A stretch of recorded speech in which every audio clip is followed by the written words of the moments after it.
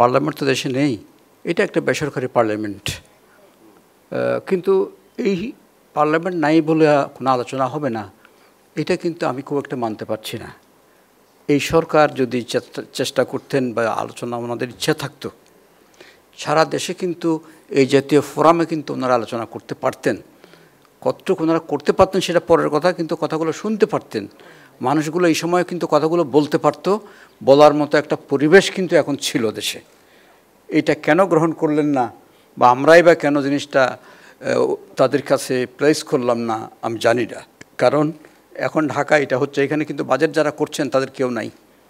তাহলে আমরা all the time we are preaching to the converts, এটাই কিন্তু চলছে। কনভার্টসের মধ্যেই কিন্তু আমরা সবসময় প্রিচ করে যাচ্ছি। তো এইখানে তো সরকারের কেউ না কেউ আসতে পারতেন, শুনতে পারতেন কথাগুলো। আর অন্তত দেশের 8টা ডিভিশনে তারা তো এই বিষয়গুলো নিয়ে জনগণের সাথে আলাপ করতে পারতেন। পার্লামেন্টের উপস্থিতি আছে, কী আছে তাতে? কিন্তু সাধারণ মানুষের কথা পার্লামেন্টের কথাই হতো। এটা পার্লামেন্টে যে খুব ফ্রুটফুল আলোচনা আমাদের দেশে অতীতে বাজেট নিয়ে হয়েছে, এমন কোনো নজির নাই। বাজেটে যেই কাগজগুলো দেওয়া হয় সেগুলো পড়ার যোগ্যতা বেশিরভাগ, এটা আমাকে ভুল বুঝবেন না, এগুলো পরে বোঝার মতো যোগ্যতা এই 1 দিনের 2 দিনের মধ্যে 3 দিনের মধ্যে আমাদের খুব কম এমপি সাহেবদের এই যোগ্যতা আছে।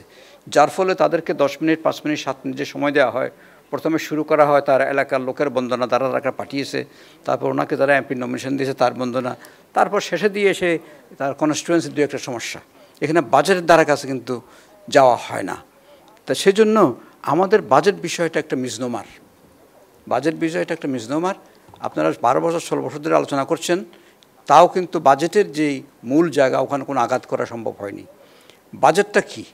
মূলত মিনিস্ট্রিগুলো একটা তাদের আয় ব্যয় এক্সপেন্ডিচার করে, গত বছর কী ছিল, এই বছর কী হবে, তাদের অধিদপ্তর থেকে আনে এবং প্রজেক্ট কিছু ফর্মুলেট করে, এগুলো তারা প্লেস করে, এগুলোই বাজেট হয়।